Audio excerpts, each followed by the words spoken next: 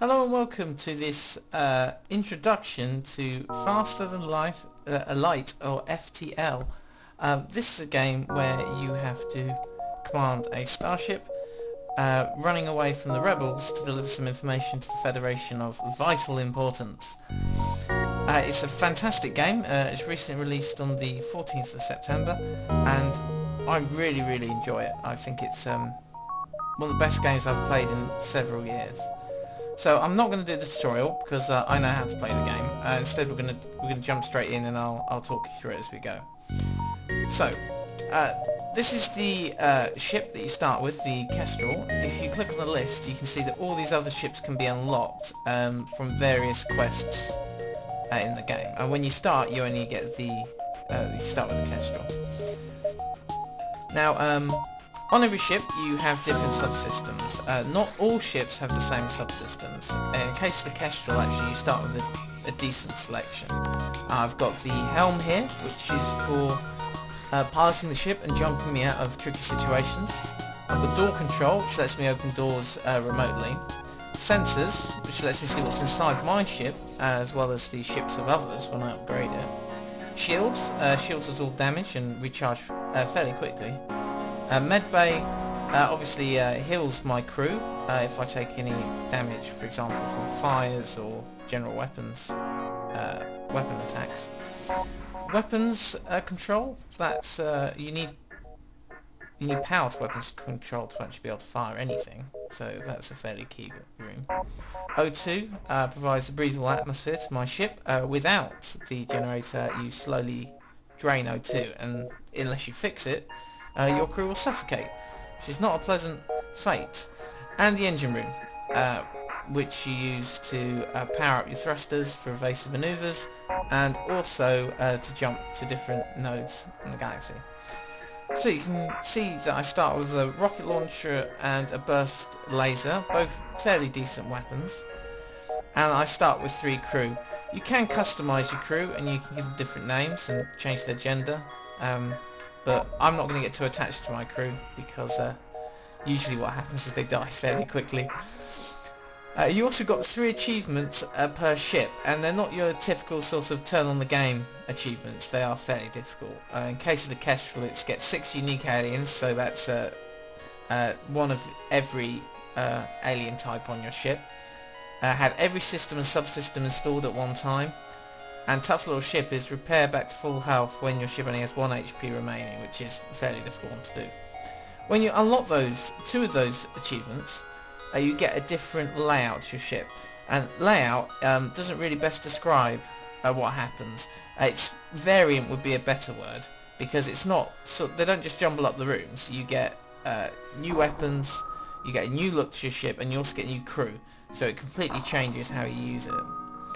So, without further delay, we're going to jump straight into the game. I'm going to leave it on normal. The data you carry is vital to the remaining Federation fleet. You need supplies for the journey. Explore each sector before moving on to the next, but get to the exit before the rebel fleet can catch up. And, yeah, you can open the menu pressing escape. Thanks for that. So, first thing I'm going to do is I'm going to put everyone on their different systems. As people stay on systems, they gain experience. You can see here. So it's worth keeping the same people on the same systems. You can see down here as well all the power status of my various subsystems. My engines are only partly powered because my med bay is taking up the spare one. Now no one's injured at the moment, so I'm going to depower the med bay and I'm going to power up the engines, and that increases my evade from 15 to 20. Shields are good obviously because they stop you from taking damage, but they don't help against missiles, and avoiding the damage in the first place I think is a much better strategy if you can afford to upgrade your engines. So we're going to jump to the next map. This is our beacon map. We need to get to the exit. So my first node, I think I want to take a sort of route like that. So let's go here. So beautiful system, but nothing to be found. So we'll jump to the next one. Ah, fantastic. What a great system to find first. So basically we strayed far too close to a star, and What this does is it means that solar flares will happen periodically and set fire to my ship. So we need to end this battle fairly quickly, otherwise we're going to have we're going to be putting out a lot of fires. So first of all, I'm going to disable their weapons. Missiles go through shields, so should be able to take that out in one shot. And I'm going to target the shields with my laser. There we go. Oh, right, let's get that fire out. Otherwise, my weapons are going to go down.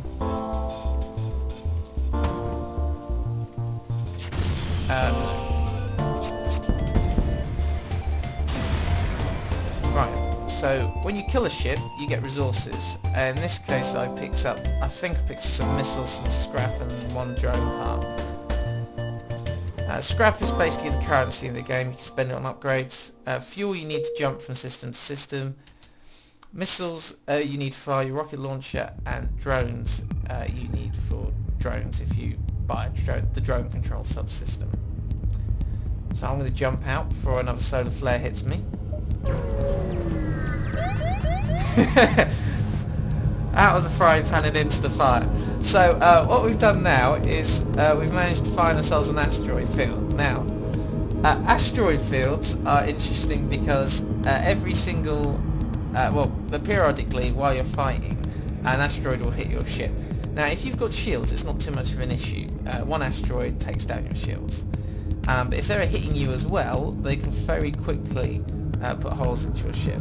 So in this case, I'm actually going to target his shields first and then his weapons.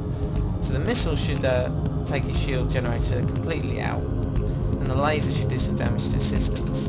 By doing that, I'm going to let the asteroid belt do part of the work for me. Because with his shields down, he'll get absolutely pummeled by asteroids. So you should be able to see in a minute some asteroids will hit his ship and start doing some damage.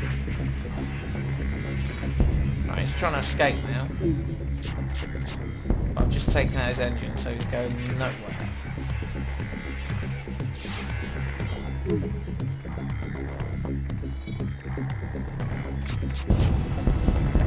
There we go.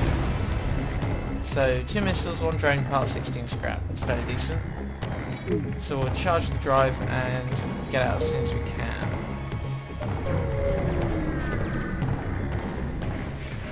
Okay, you come across a rebel automated scout ship pursuing a civilian ship.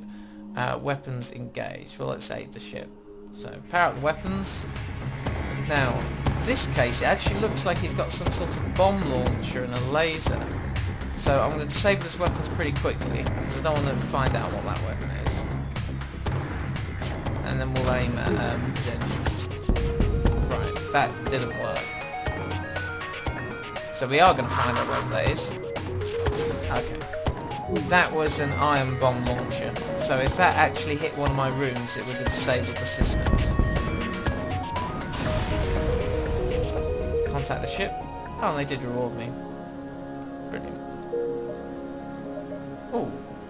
Now there's a store here, so we could get some upgrades. I think what I'm going to do here is I'm going to go there, there, and then do the distress. See if we can find some more scrap. Oh, another civilian ship in trouble. Right. Now this one looks slightly easier. So let's destroy weapons first, and then take down their O2 generator.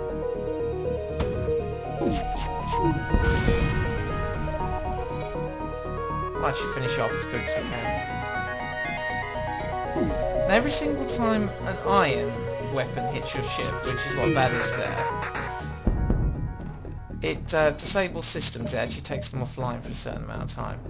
That can actually be quite damaging if it hits the wrong system.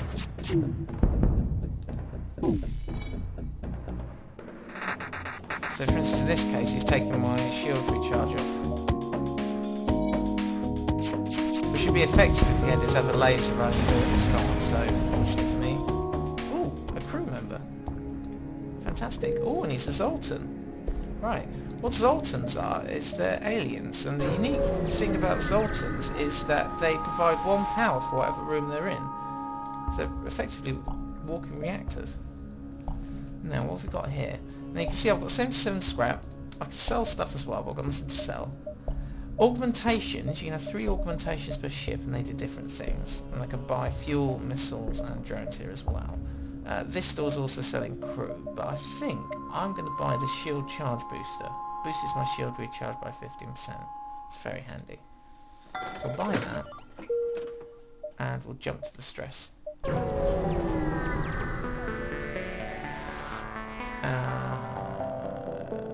Yes. Questionable, eh? Let's try bringing him back. He goes mad, blows a hole in the side of my ship, and dies in the explosion. Okay. Right. Not very successful. Now you can see down here, my Zoltan here is managing my shield generators, providing 1 power by himself, which means I now have 1 power spare. So I can now power all my systems. Let's push on. A missile shoots across your bow. A ship is pursuing an unknown vessel. Won't expect a company. Stay out of here so you can profit. I'm going to be a hero today. So he's got a missile launcher and an iron blast. So let's go for his weapons first. Cause a bit of panic by taking out their O2 generator. The computer rightly prioritises O2 generators over everything else.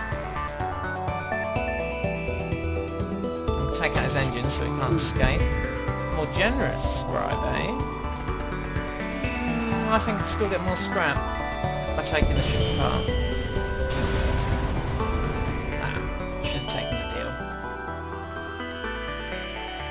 But I did get 12 from helping the civilian ship, so overall I think that's a net gain. So this final distress area. Fire suppression system's not responding. Send your crew in a shuttle to help out the fire. Let's try and rescue as many people as we can.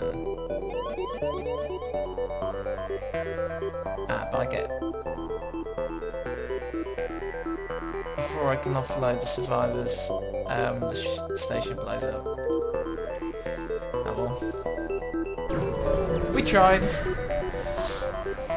So, you arrived at a long-range FTL beacon. When the FTL drive is charged, you can jump to the next sector. You arrive, the fire cells loads on fuel, and we have a proposition. Yeah, that's generally good. So there's probably a good time to explain upgrading your ship systems. Now, at a store, you buy new systems, drones and weapons. You can also upgrade your systems that you've already purchased on this screen, and which again costs scrap. So in this case, you can see if I spend 50 scrap on my shields, I could get an extra shield, which may be handy to do, but I then need to buy enough power to put them into the shields, which in that case I'd need to spend another 20 because the Zoltan's actually providing 1. Actually no, I could depower the med bay and that would work. Yeah, and I could take one off the engine as well.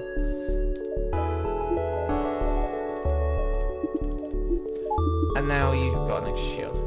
The thing with shields is that unlike other systems, you can't partially power them. So you can't have 3 bars. It's 4 or 2. And that is that. So, we'll look at the next sector. Now this is the sector map for FTL. This is randomly generated every game. And as you can see, this is actually a fairly nice game. Normally, you could have anything. You could have lots and lots of hostile sectors.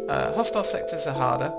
Nebulas I don't particularly like because there's usually nothing useful in them, and civilian sectors tend to be easier. You choose your next sector,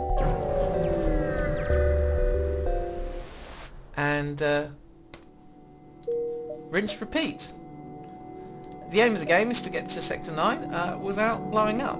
So this has been my introduction to FTL. I hope you've enjoyed it, and please like, subscribe, and I'll continue the playthrough next time. Thanks a lot. Bye.